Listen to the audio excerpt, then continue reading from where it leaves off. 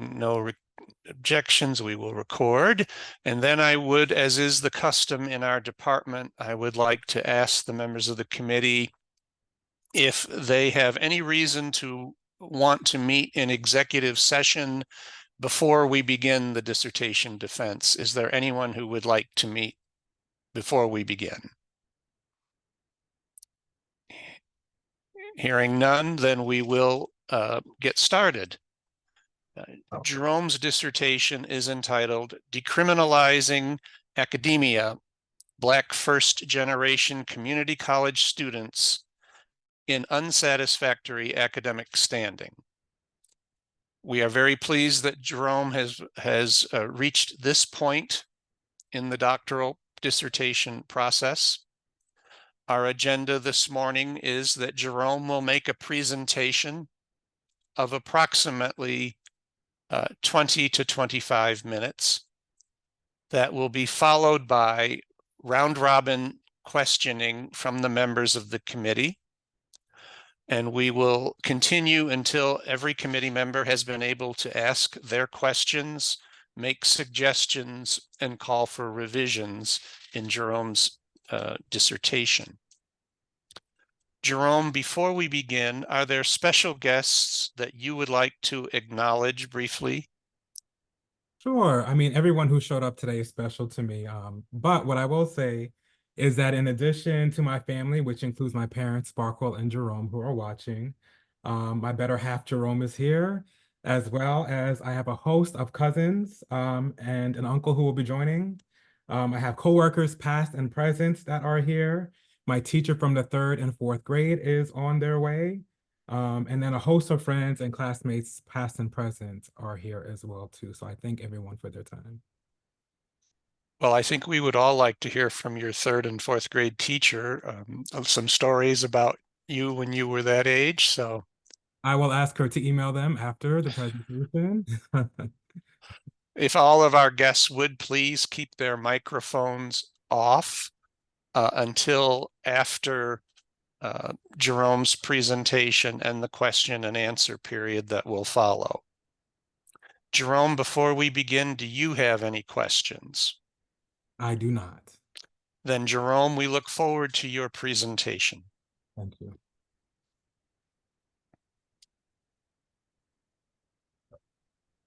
Okay, so you all are hopefully seeing my presentation and not my slides, correct? Not my notes?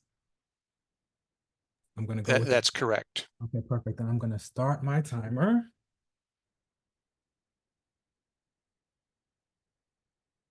Okay, all right. So I want to start by saying thank you to Dr. Williams, Dr. Bullington, Dr. Commodore, and Dr. Bartlett for agreeing to serve on my committee and for their support in getting me to this stage of my doctoral journey. And to those of you outside of my committee, thank you for your interest in my study and for taking time out of your day to support me. I'm excited to be presenting my final dissertation defense for my study titled Decriminalizing Academia, Black First-Generation Community College Students in Unsatisfactory Academic Standing. In terms of who I am, first and foremost, I'm a proud first-generation student from Gordon Heights, New York. I'm also a proud product of immigration. In fact, when my grandfather came to the United States from the island of Trinidad, he arrived here with an elementary school level of education, and his first destination, coincidentally, was Bank Street in Norfolk, Virginia, which is literally only minutes from where ODU's campus is now located. And I share this because as his only grandson, this very moment truly is full circle for me and my family. And in terms of what I do professionally, I'm a counselor at Suffolk County Community College, where I also teach in their human services program. And so, in fact, my professional experiences have had a significant influence on my research interests.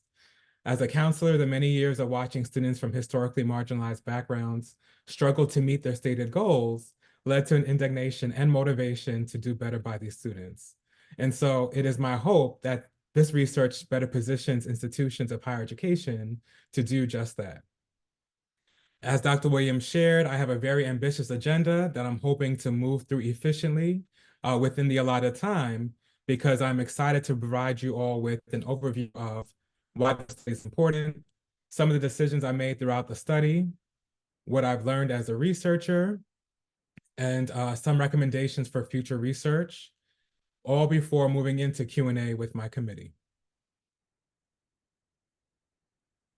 So I talked a little bit about how I became interested in the topic, but I want to also share some relevant background information to show why this topic is significant and should be of interest to others.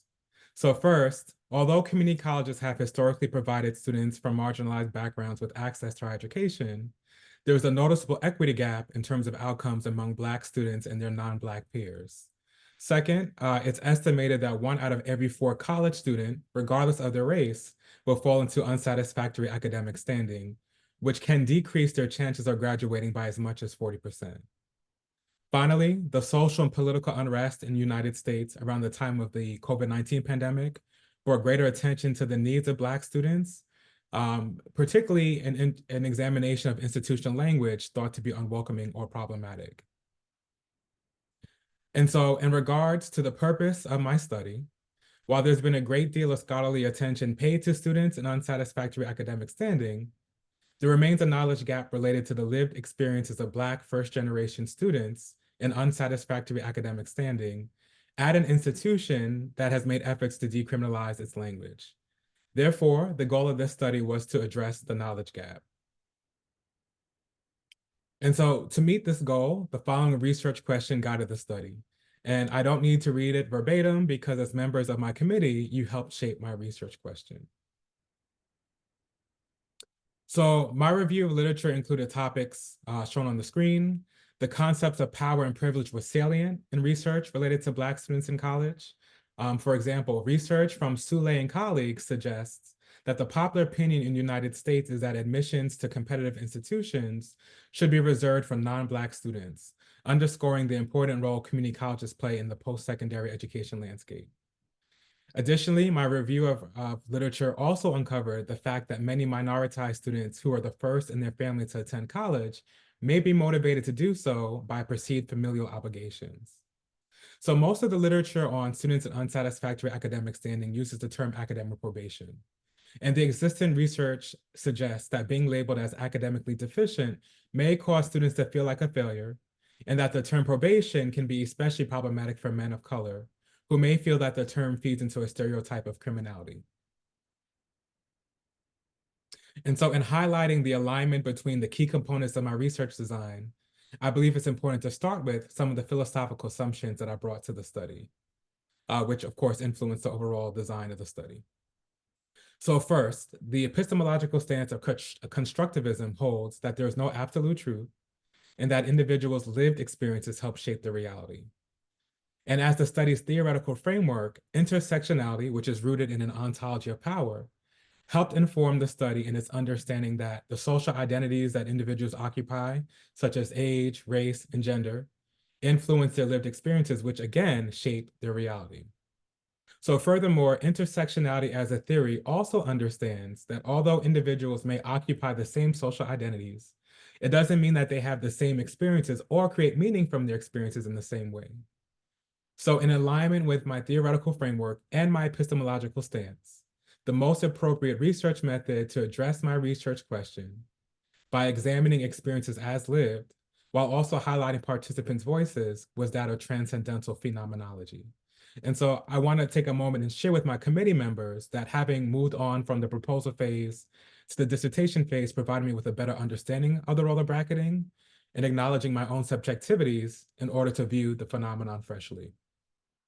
However, as I shared in my written dissertation, bracketing didn't prevent me from experiencing emotions. And so keeping a reflexive journal was incredibly helpful in making meaning of myself within the research and processing feelings as they came along. So recruitment took place at a suburban community college, which changed the name of its academic standing policy from probation to warning in the fall of 2022. Black students at the research site represent the racial group with one of the longest time to degree completion rates. And so in full transparency, the recruitment process did not go as originally planned. I assumed that due to my professional connections at the institution, that I was going to be able to be provided with a list of students on academic warning who self-identified as Black. But after successful completion of my proposal defense and going through the IRB process, I learned that this would have been considered a FERPA violation. And I share this because it's especially important for future PhD students to understand, or current PhD students to understand, to be mindful that you need to be able to access your data in the way that you think you're going to be able to do it.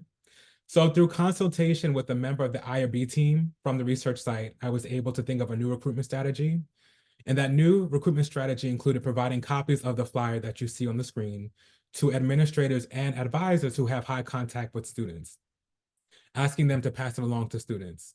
So again, to be fully transparent, anyone who knows me knows that I'm a type A personality. So relying on someone else to do something as important as this was to me was incredibly stressful, but also very humbling.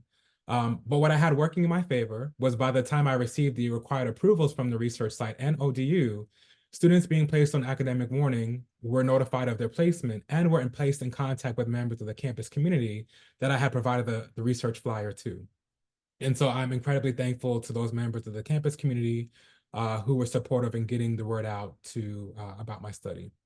The flyer included a link to a demographic criteria matching survey in Qualtrics used to ensure that the students with interest in participating in my study met the selection criteria. And so the recruitment process connected me with the 9 students listed here who were kind enough to share their experiences with me. And so please note that to protect their privacy, I used pseudonyms and reported the participants' ages as a range. I don't have time to speak in much detail about each of the participants, but I want to note that Morgan, who identified as gender binary, and Eve, each transferred into the research site after what they described as uncomfortable experiences at 2 separate out-of-area PWIs. Jay was a returning adult learner. He was returning to the institution after a 9-year hiatus, but was still on academic warning due to his original institutional GPA. Tammy was a first-time in college adult learner who enrolled in the research site alongside her daughter. And I think it's also important to mention here that each of the participants were compensated $50 for their full participation in the study, after participating, not before. And speaking of participating, in addition to the criteria matching survey I mentioned earlier, data were collected through 2 semi-structured interviews with open-ended questioning. These interviews produced audio and visual data that were triangulated and analyzed to provide a description of participants' lived experiences of being a Black first-generation student in unsatisfactory academic standing. All interviews were conducted in Zoom. The first interview lasted about 60 minutes, and the aim of those interviews were to gain relevant background information, as well as an understanding of participants' lived experiences with the phenomenon. The goal of the second interview was to gain additional insight and/or clarification from participants. And so after each interview, I downloaded the transcript provided by Zoom and then cross-referenced it with the visual recording of the meeting before making any editorial changes. After the editorial changes, I shared the interview transcripts with the participants for optional member checking. Now, as I mentioned, I recorded each interview in Zoom, but I also used a handheld recorder just in case something went wrong with the Zoom recording, which it did. So in one of my interviews, I mistakenly saved the Zoom meeting recording to the computer instead of the cloud, which required me to use my handheld recorder and Microsoft Word speech-to-text technology to produce the verbatim transcript that way. That process was tedious, so I made sure not to make that mistake again. So for some more transparency, after conducting all the interviews and collecting and organizing all the interview transcripts, mentally I was done, but the study was not finished. And so for some reason, beginning the data analysis process felt like the most intimidating part of the study. And so personally, I wanted to analyze my data without the use of software. And I felt that this would better acquaint me with my data. And so in preparation for my comprehensive exams, Dr. Smithers introduced me to Vogele's 6-step whole part, whole process of analyzing qualitative data. And so as an emerging researcher, having a clearly defined process for analyzing the data was incredibly helpful. The 6 steps essentially required me to review the collective interview transcript several times and search for commonalities shared by participants, making note of any relevant statements and actions before creating a new whole represented by themes. The final steps included returning once more to each interview transcript, highlighting verbatim statements that match the selected themes within the corresponding color that you can see at the bottom of the screen. You might be able to see, hopefully, that some of the statements are partially highlighted in 2 colors, And those represent statements that I was initially on the fence about. I didn't know which category I would put them in or what theme they fell under. And so the analysis of the data led to the discovery of 5 themes. I am a crime show fanatic, so as I was getting through the process, while investigating the participants' lived experiences, the themes that I uncovered felt like suspicions, and the statements and actions that participants felt to me like evidence that helped corroborate my suspicions. So as part of my discussion of the themes, I'm going to be including select quotes. So the first theme that emerged was familial experience, familiar influence as a motivator. Participants were asked about their experiences prior to enrolling in college, specifically what motivated them to enroll in college. Majority of the participants who enrolled, majority of the participants were motivated to enroll and remain enrolled by a family member. And in most cases, that family member was a parent. And I think this quote by Jordan does a great job of depicting the depth of this theme. Jordan shared his experience of watching his parents who immigrated from Haiti struggle in the United States without having any formal education, college education. The second theme that emerged was an underutilization of campus resources. This is when participants were asked to reflect on any experiences that they believed contributed to their poor academic performance. A common experience shared among students was the underutilization of campus resources. And in some cases, there was confusion from students regarding how to engage with campus resources. Specifically, some students believed that the counseling center would have reached out to them when their grades began to plummet, like it happened in high school, they said. And they did not know that they were supposed to initiate contact with campus resources. However, in some cases, students like even Erica were unable to connect with campus resources due to their work schedules. And I believe this quote from Erica demonstrates that not all students who underutilize campus resources are avoiding help. Erica explains here how her work schedule conflicted with the tutoring schedule that was offered within her major.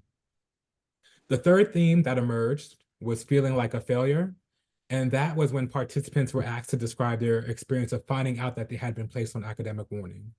Majority of the participants recalled that experience of feeling like a failure. Tammy had a unique perspective because not only did she feel like a failure as a student, but she felt like a failure as a mother because her daughter, remember her daughter started college with her, was also placed on academic warning after the first semester. And so although being placed on academic warning initially made participants feel like a failure, many of them experienced their placement on academic warning as a second chance. It seemed that many of the participants thought that their poor academic performance placed them in jeopardy of being removed from the institution.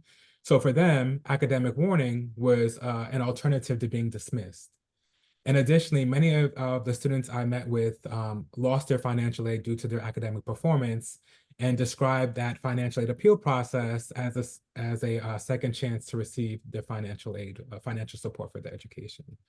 For participants like Dimitri, who enrolled in the research site directly out of high school, he experienced academic warning as a second chance to reconsider his choice of major. Dimitri states in his quote that he took a semester off to come back a better student. Finally, the last theme, and honestly, there's a lot to unpack with this one.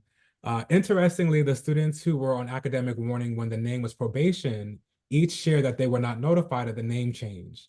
It's worth mentioning that one of my participants, Jordan, saw the name change from academic probation to warning on his academic record and thought that that meant that his academic standing had improved, but it had not. And so I shared with participants that the name changed from academic probation to academic warning and asked them open-endedly what their thoughts were about the change. And so a majority of the participants agreed that the term probation was more harsh and in some cases problematic, but Jay, who was on academic probation when the name was academic probation and on academic warning, reflected on his younger self and provided the following quote, suggesting that some students need the harsher terminology to take being placed on academic warning more seriously. And so there are 4 components to trustworthiness of qualitative data. I discussed how the study achieved each of these components within my written dissertation. However, I worked really hard on these puzzle pieces, and I really wanted to keep them in the slideshow because I wanted to show them off. It was really difficult to do, so I was proud of myself on that. In terms of findings related to the literature, although there aren't many studies related to my own, the findings from this study are similar to previous research. So for example, George Mwangi and colleagues compared academic motivation among Black and continued generation students and found that the first generation students in their study were significantly more likely to allow motivation from their family to supersede their own desires. And this was similar to Tamara in my study, who shared that she wanted to take a break from college after losing both of her parents and attempting college during the pandemic. But she said that her family didn't believe in breaks and they pretty much pushed her to remain enrolled in school. Another similar finding from previous research is the fact that for some students in unsatisfactory academic standing, old habits die hard. So Rainey and Taylor interviewed 14 students in unsatisfactory academic standing, all of whom were relying on financial aid. And although those students in their study faced the loss of their financial aid, they still continued to miss assignments, hand in work late, and underutilized campus resources. And I found this to be similar to Tammy in my study, who talked in great detail about her financial vulnerability, even after having her financial aid reinstated. At the time of our interviews, Tammy shared that she still not had looked into connecting with any tutors in the subject areas she was struggling with. The findings from this study affirm student success as a shared responsibility between students and their college. So first, as many of the participants were unaware of how to initiate connections between the counseling center, I believe that leaders of higher education should examine the way students are invited to engage with campus resources. In my written dissertation, I mentioned the potential of a biweekly check-in program that students can opt into via their preferred method of communication, which would serve as similar to like a check-in program to better understand if students have a need for additional support, and if so, what campus resources would be helpful to them. Another implication I discussed within my written dissertation was the potential use of an early alert system, which faculty could use to alert students that they are in danger of failing, as well as sync to an appropriate office to connect with, sync to an appropriate office for that office to reach out to students. Additionally, I also talked about an academic success workshop offered in a variety of formats, in person or online, in which students can access timely information such as time management skills and financial aid compliance. So none of the participants in my study indicated that their goal was to fall into unsatisfactory academic standing. And in most cases, their academic standing didn't reveal an inability to complete college level coursework or a lack of motivation. So I think it's important for institutional leaders to help students who struggle to persist by normalizing academic setbacks and by helping the campus community understand that the goal of academic warning is to benefit students, not to punish them. And so the importance of transparent communication was underscored in the study by participants who were previously on academic probation, stating that they were not made aware of the name change to academic warning. So institutional leaders should reflect on the importance of transparent communication during any policy changes. And this might look like including providing the campus community with a rationale for the change. And so finally, institutional leaders can help foster an inclusive campus environment by examining institutional policies, programming, and language that may be considered unwelcoming to students. And although I believe this study was successful in advancing knowledge, it does have some limitations which I believe make room for future research. So first, while this study explored the experiences of students at an institution that has decriminalized this language, the study is unable to assign any causation between the use of language type and any changes in student outcomes. So meaning that future research can compare outcomes and experiences of students by institutional language type, although I'm not sure that there are any or many institutions that have decriminalized their language. Another opportunity for future research would be narrative inquiry. As I went through the study, each of the participants had lived experiences that were informative and thought-provoking, but not necessarily common among other participants, which was required by the phenomenological approach used for this study. And so a narrative inquiry would allow participants to share their stories in greater detail. A final recommendation for future research would be to dig deeper into the way students harness perceived familiar expectations as motivation to persist. I was truly struck by Tamara's decision to remain enrolled in the college solely because her family didn't believe in taking breaks. Specifically because although she was motivated to remain enrolled after her academic setbacks, that motivation didn't necessarily have a positive impact on her academic performance. So these are the references for the research that I highlighted in my study today. And I believe now is the point where I am peppered with questions from my committee. So I will stop sharing my screen and give the floor back to Dr. Williams. Gerome, if Ooh. Yeah, okay. Members of your committee may want to refer to your slides, so just keep them available in case members of the committee want to refer to a slide. Sounds good. All right. Okay. Well, we will now go in a round robin fashion with members of the committee asking questions, making comments, or suggesting revisions. And I will take the privilege of being chair to ask the first question. Gerome, you emphasize in your implications that language matters, and I think policies matter as well. I would like to see you add in your implications for leaders a suggestion or a recommendation that colleges have some type of campus-wide discussion about the importance of decriminalized language, and also about certain campus policies that may lead to students going on academic warning. And I'm speaking specifically about grading policies. We don't talk, certainly we don't talk enough, and in some instances we don't talk at all about grading policies. We hear a lot of discussion about grade inflation, and grade inflation is generally seen as a negative. I'm on the opposite side of that argument. I don't see grade inflation as a negative. In some ways, I think it's a positive. The student who might have gotten an F years ago today might get a C, which would allow him or her to continue in college and continue to pursue their academic goals. But I would like to see you add a recommendation that the college at least discuss these issues openly. Both the language, the decriminalization of the language, and also the policies, and there are several, grading is just one example, but there be open discussions about these policies rather than no discussion at all. That wasn't a question, but could you react to that, Gerome? Yeah, I'm curious to know, would you think that students should be included in those conversations, or should it just be faculty and staff? Are there specific members of the community that you think should be included in those conversations? I do agree that they're helpful.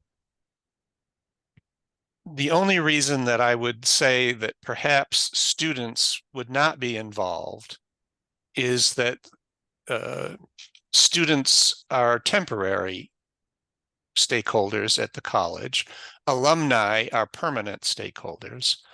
So I would say it should be administrators, faculty, alumni, and perhaps employers in the region. You know, the typical stakeholders for a community college, I think should all be involved in those discussions. I would include students. You and I never disagree, but I would include students in the conversation. Although the students may not be there when the policy name changes, the current students may be able to provide their feedback in terms of what their experiences was with the current policy. I think just pulling back, zooming out a little bit, I think that unfortunately students are met with the language before they're met with the policy. So there's a great deal of research about moving away from a deficit language. So for example, imagine being your first day of school or college and making your schedule, and you're told that you have been labeled as an at-risk student instead of a student of a promise or something like that. So, oftentimes students don't know the policies because they never engage with them, but sometimes they are faced with the language before the policy. Yes, that's a very good point. That's a very good point. Thank you, Gerome. We would go next to Dr. Bartlett.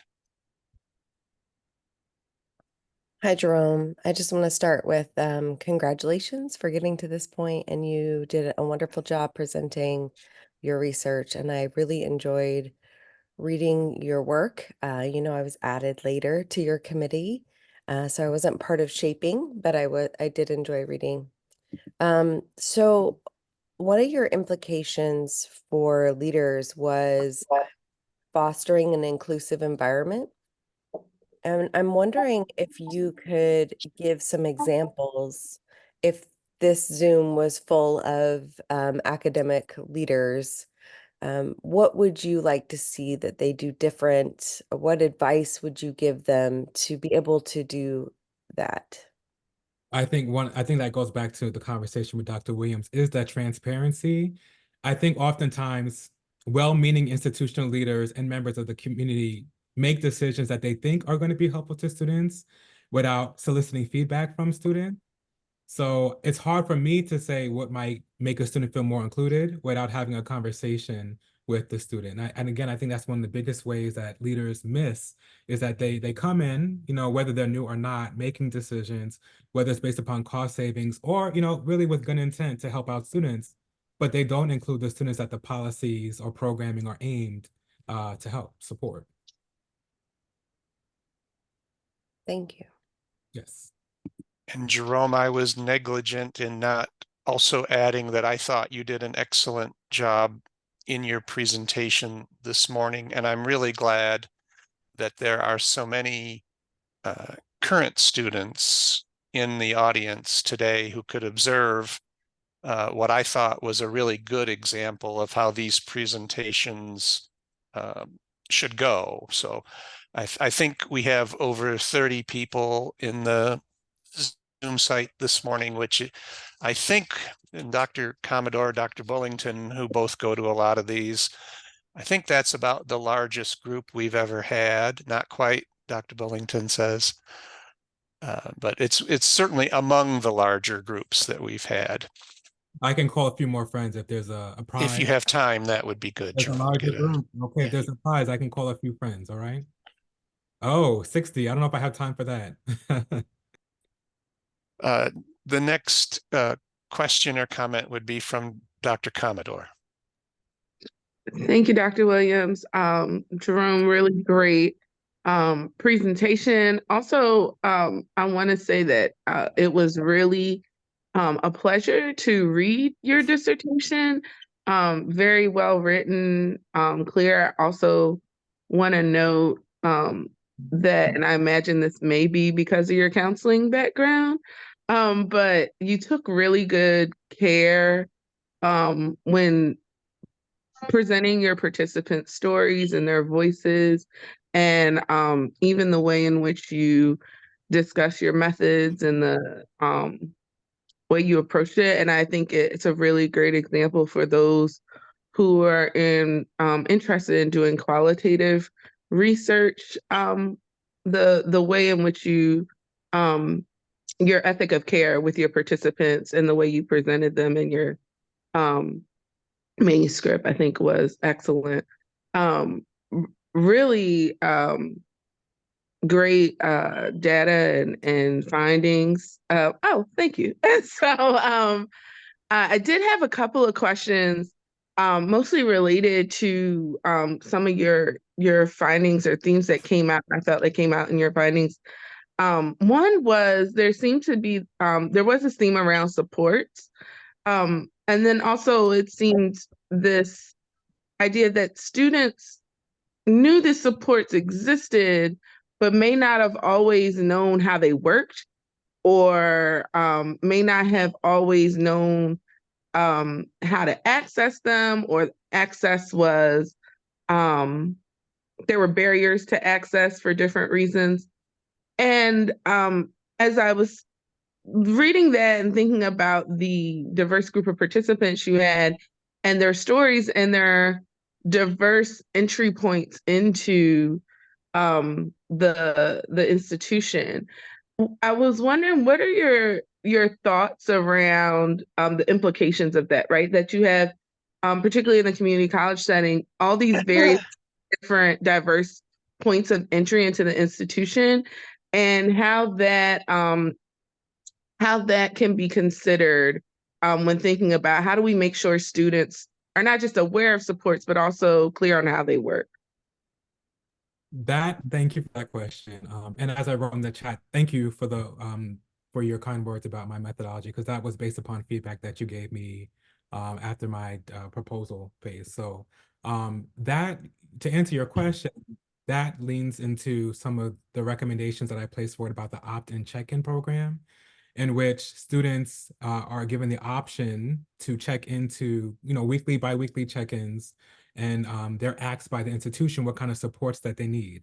Because not all students are, to your point, with the diverse population that I had, many of the students came to campus after hours of operations, so after 5 p.m.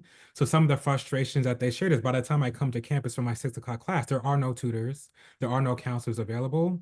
So if students can opt into whether it's text message or email, there's a way that they can connect with someone at a time that's appropriate for them, whether it's online, because students may not even be aware that some of the campus resources are available for them in Zoom or other modalities.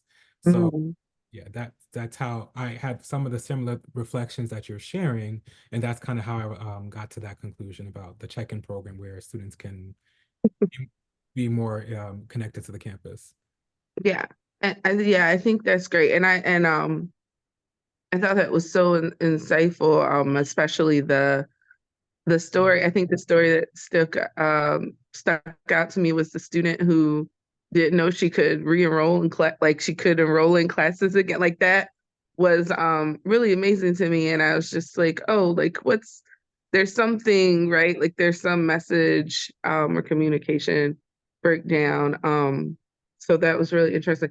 My second question, similarly, was could you talk more about the role of faculty in this, and I guess more pointedly, you had students who talked about either having challenges with the coursework, like the student with the accelerated course, or students who, didn't adjust well, or you had the student who was going through grief.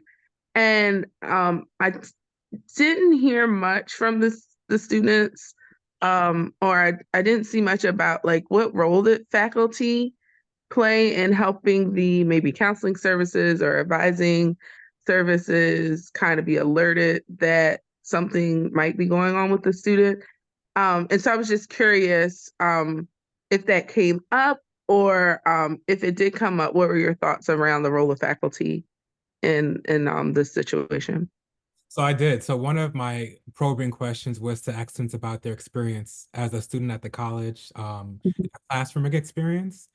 And none of them really attributed to having a bad faculty experience. Mm-hmm. And it's surprisingly nothing against faculty. I've just, because I've always had a good faculty experience too, just putting it. Um, but surprisingly, no one had said, well, it was my professor's fault or anything like that. They really just said that they really kind of internalized it, which I think is noteworthy as well too. But the role that I see in faculty is providing students with timely information to let them know if you're not doing well in the class, that you should connect with the campus resource. Because students, again, seemingly did not know, I think some of them might have been used to K-12, where if you're not doing well, the counseling center reaches out to you. I think that faculty could be a great ambassador for connecting students to campus resources. And I don't see that happened based upon the conversations that I had with students. So I think that's a way that faculty could be partners with counselors or any other resource. And that's assuming that faculty are aware of campus resources. I Right. talked briefly about the adjunctification of higher education, how there's less full-time faculty and that there's more adjuncts who spread widely, who may not even be aware or may not feel comfortable telling someone, hey, I think you need to go to counseling, because that's just not, they may not have the a level of comfortability with that. No, that's great. And I think that's something, in looking through your findings, if you feel that's something that came out to you that you might want to conclude in your implications, because I do, like, when we think about particularly academic, what's the new word? Because I was going to say probation. That was the whole point of this. Um, Warning. academic warning. At the research site. At the research site, yeah, at the research sites, they use warning. Oh boy, does not say that word. Um, is that their many of them, their first contact around their academics, right, is their faculty member. And so how can the institution support the faculty, or create systems for the faculty to help be a conduit of information for these students, um, especially with so many various entry points or access points at the institution, right? That we hope anyway, they're at least going to class, and even if they're not going to class, the faculty knows they're not going to class, right? So I think that's something to consider in your implications. But those are my only questions. Thank you. You know, as you're saying that, I'm thought about like students who are taking online classes as well. You talked about going to class, but I'm wondering how that looks. I don't want to set myself up with another question that I can't answer, but I'm reflecting on the fact that what would happen, how do they handle that when it's a student who's taking a class asynchronously online? You know, what does Yeah. that mean, right? No, and that's a great point and something to consider. Yeah, absolutely. Thank you, Dr. Commodore. Dr. Bullington? I would also add to Dr. Commodore's point is faculty in general are not usually prepared to teach. They're not prepared during their coursework to become a professor. And some of the onboarding that faculty get may not have the resources that are available. So that might be something that you can add to that. Very good job, by the way, Gerome. I was not expecting anything less from you, of course. I do have a question, and it's kind of a loaded question, but also a structured question. So I'm really interested about your finding about how the decriminalization of the language to academic warning affected particularly Jordan, and how he felt that his academic standing had somehow improved, and that may have created a better feeling about the process. So my first question would be if you could rename the decriminalized academic warning, which is now decriminalized, but you could rename it to something better that might have a sense of promise for students, what would you call it? You know, I would still keep warning in the title because I think warning says that it's not the last straw. There's just a warning. Jay, so I talked about Jay, how he said that some students need that kind of language, a little bit of harsher language for them to take it serious. So that was an interesting perspective because most of the other students said, oh no, academic probation is wrong, right? It's harsh, it's, you know, it's problematic. So I took that into consideration that there are some students, and Jordan, by his own admission, saying that had he not gotten that email, he probably would still be slacking off. He started college during the pandemic. He said that he was in his room playing video games. And so he also said that he needed something so serious, a little bit more serious for him to take it serious. So I tend to err on the side of something that's a little softer as a counselor, but the student's perspective helped me understand that some students react differently based upon the language. So I probably still would keep the term academic warning, to be honest with you. I would remove it, but I would keep warning just so that they are aware that it is a warning, it's not the last straw, but also that there is some seriousness in it. Okay, and then a sub question to that is, what is some other criminalized language that you think higher education institutions, including community colleges, should consider changing? I'll give you an example, like a dissertation defense. All right. Yeah. Well, that was my answer. You took it from me, Kim. Sorry, that was going to be my answer. I don't know that there's many language that needs to be decriminalized, but certainly there's language that's problematic and that uses a deficit framed a deficit language. I mentioned when talking with Dr. William the term of at risk. Imagine a student, it's their first time in college, high school's behind them, and they've been told that we have labeled you as at risk. And so how is that supposed to motivate and inspire someone to want to do better? Another example is I don't think that institutions often use the word remedial anymore. We, in some cases, use the word developmental. And I think that showing students that the class is developmental because it's helping you develop the skills needed to be successful in college level coursework, I think that that's also helpful. So there aren't many words that come to mind in terms of decriminalized language. But in terms of overall problematic language, I'm sure that there's a few in our glossary that we could go through and work. Yeah, I mean, the whole process of college is colonial, for one example, also. So decolonializing is also an important thing. So maybe adding just a nod to that in the findings, in the discussion, sorry, would be helpful. Hello. Hello. Gerome, I think I can speak on behalf of the committee in suggesting that we hope that you will publish a journal article based on your work, and perhaps even establish a research agenda in this area. And in your suggestions for future research, you talk about narrative inquiry, possibly giving some different insights.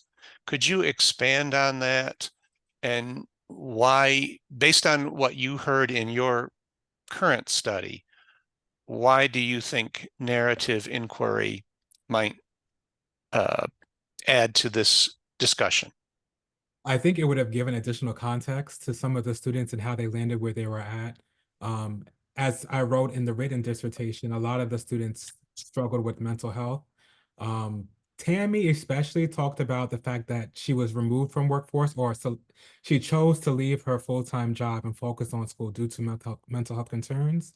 And by not working, that put her in a precarious position in terms of in terms of her financial vulnerabilities. And so she was more so reliant on financial aid than all the other students because of the fact that she had a household and a daughter to take care of. And so there was limited information what was appropriate to share because it was a narrative inquiry. I found myself sliding into narrative inquiry and I had to slide back out of that. So there are many of the students, again, who everyone had a story that was impactful, but I felt like I was limited with what I could share. Even the quotes, there were so many more quotes I wanted to use, but that were not appropriate for the point of inquiry that I was using for this particular study. Thank you, Gerome. Dr. Bartlett? Yes, I have actually just two more things I wanted to talk with you about. One was, when you were picking your theoretical framework, did you look into or well, let me preface this with, it's impossible for you to be aware of or know every theory that is out there. So it is perfectly acceptable for you to say, I have not thought about that one and all, I'm willing to look into it. And also, I'm not asking you to change your theoretical framework. So let's just start there. But when you were selecting your theoretical framework, did you consider Sean Harper's anti-deficit framework? And if not, would you consider it for future publications of this data? Thank you for that question. So theoretical framework and phenomenological studies was actually interesting because you're supposed to come into the work devoid of any preconceived notions or biases. So I struggled with even, should I have a theoretical framework? But what I landed with is that my theoretical framework was used to inform how I shaped my inquiry. And so, yes, to answer your question, yes, I was familiar with Sean Harper's work. It came up in a lot of the research in my literature review. But the theoretical framework the role of the theoretical framework in my study was more so to inform my inquiry, not so much to make predictions of how the work might come out. And so for me, the theoretical framework of intersectionality was most appropriate because it helped me understand that individuals do occupy multiple identities. So these students were not only Black, but they were Black and first generation. And so that was important to me to highlight that these individuals were occupying at least two identities that were important to me, and that these identities would influence their lived experience, which was in tying with my research design. So the transcendental. So for me, yes, familiar with Sean Harper's work, but the intersectionality felt like a better alignment with where I was going. So yeah, and I agree with you for your dissertation. So I'm not challenging at all your selection for your dissertation. I guess I didn't word the question well. I'm thinking more like now moving forward. So in qualitative research, sometimes you're right. Sometimes we don't start with a theoretical framework, but we bring it in more towards the end. But with the dissertation, in order to move past that proposal defense, typically we're, forced is too strong of a word, but strongly encouraged to already have one. And so I think given that structure and that process, you made a wonderful selection. But now that you're done, and you want to publish your work, I'm wondering if you want to think about other frameworks that you could pull in addition to intersectionality for like publications, kind of building off what Dr. Williams was saying, encouraging you to publish your work. For sure, absolutely. I just need for some of y'all to not forget about me after I graduate because I've never published anything before. So if after my defense I go out the door and you all block me, I email, then I'm going to be on my own. But I You don't get are to mind. I don't you get. are in great hands with Dr. Williams. He is not going to forget about you. I won't let him. I won't let him. And I won't yeah, let him. none of us will. None of us will forget about you. You are part of the ODU family forever now. Thank you. And then just really quick, the second thing I wanted to talk about is typically in phenomenologies, after you build out the themes that were generated through your analyses, there is an essence paragraph at the end, and you talk about the essence through your chapter 3. And part you mentioned it a couple times in chapter 4, and I'm wondering if you wanted to add, and this isn't like a make or break thing for me. Adding it at this point, and perhaps you add it in that journal article, or I'll leave it up to you and your chair to decide. But typically there's like a paragraph up to like a page, but a paragraph will suffice, of the essence. So now that it's kind of like an upside down triangle. So like you have these themes, and then you come down to what is the essence of the experience, of that lived experience of your participants. So you're synthesizing those themes together into this one description Mhm. of what does it feel like to be your participant in your setting, experiencing your phenomenon that you've selected. Not your phenomenon, but the phenomenon that you've selected.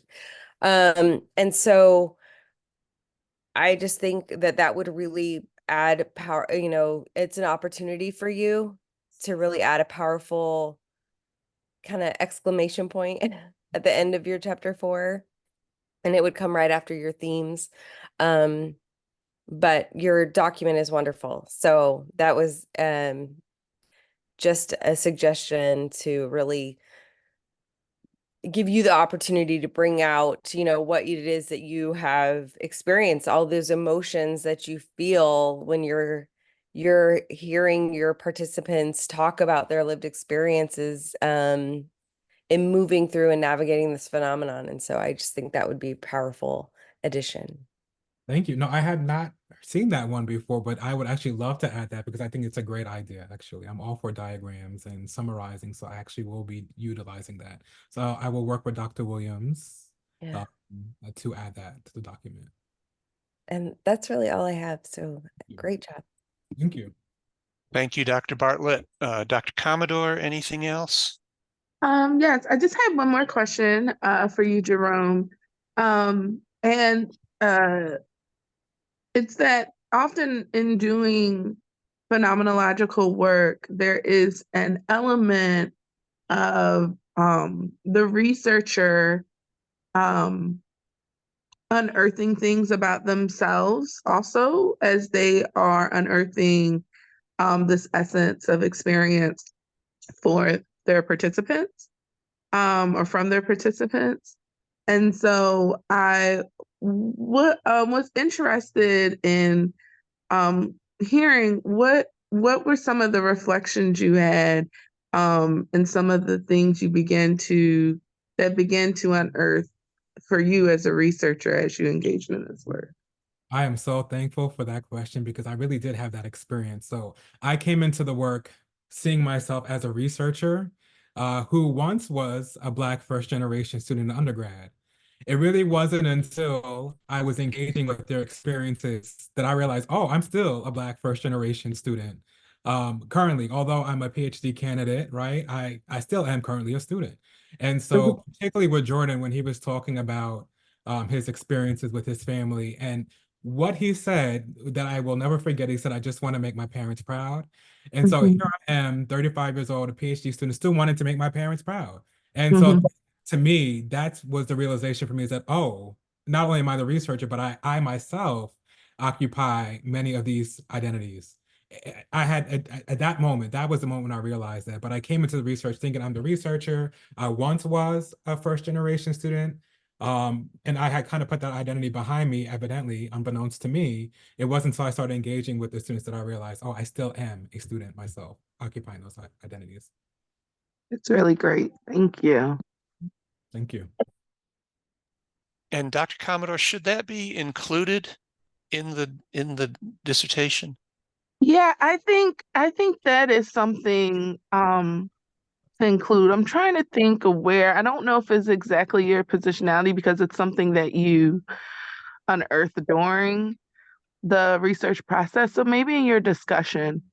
And I think what might be great there too, is because you are a practitioner as well as like how did unearthing that in relationship with your findings, how has it impacted you or informed you as a practitioner now, right? To have kind of that identity or experience kind of unearthing you as you sit it alongside of what your participants shared. I think not only does that add a richness to us understanding the process of the study, but I think it is great insight for practitioners, scholar practitioners that'll be reading your work, right? Because I think to some extent we all need to be reminded that we're all trying to make somebody proud, and that we sometimes I think become so distant from our students that we forget that we were at one point students ourselves. And so I do think that would be great. Probably in your discussion, I think might be a good place to put that. Thank you. Good. Thank you, Dr. Commodore. Dr. Bullington, any other questions or comments? Sure. I don't know if this is a question, comment, or commentary. Let's talk about the enrollment cliff and how it's affecting not only higher education, but particularly community colleges. We have policies at the federal level like satisfactory academic progress. We also have institutional policies that could affect how students progress. Is there something that we can do or not do to ensure that we are continuing to enroll students and continuing to get students to graduation and to the goals that they're interested in, considering the enrollment cliff and the policies that could affect enrollment and growth? Yeah, I mean, so the students who eight of the 9 students went through the financial aid appeal process, and they were all successful. And I think that that's very helpful as well too, is having competent financial aid colleagues who are able to walk students through the process, and who are able to be empathetic about students' experiences. I don't know if that's something that students should know about before they are placed on academic warning, because I don't want them to say, okay, if I don't do well, I can always just appeal my aid. I think it's a great thing for them to have to be aware of once they need it, if they need it. But just speaking about enrollment as a whole, I think that, as I mentioned, 1 out of 4 students are placed on academic warning, and it decreases their chances of graduating by 40%. I'm hoping that overall, whatever institutions are doing, that are going to help students be more proactive and avoid them being placed on academic warning, I think that that's the goal. Because once they're on academic warning, again, we have a strong chance of losing them and never seeing them again. So I think it's more about, to your point about being more proactive, I think that it's hopefully some of the recommendations or implications that I discussed that will help institutions be proactive to avoid students even being placed on academic warning in the first place. And just keeping, again, there's a decline in students coming in, but we have to keep the ones that we're getting. The very few that we're still getting, we have to think of ways that we're able to retain them. Exactly. And just another comment that familial motivation can be good, but it can also be bad.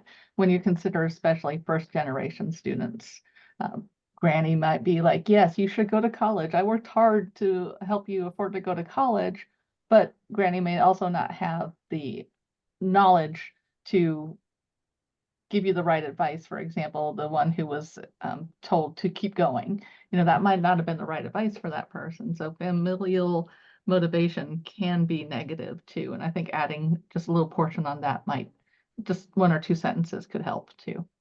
Yeah, to your point, it is paradoxical because here again, and well-meaning in most cases, they want you to maybe break generation curse or be the first. But to your point, they don't have the experience of what it's like to be working full-time or, being a full-time student as well too. That in some cases there was attention for a few participants, and not just the participants in the study, but students that I meet with on a daily basis in my work. Yeah, and finally, there are students who were on academic probation warning, whatever you want to call it, who've been successful. This one right here particularly. So it is possible to be successful. And I think having been put on that was the wake-up call that I needed personally. Yes. Thank you. Thank you, Dr. Bullington. Does any member of the committee have any more questions or comments at this point?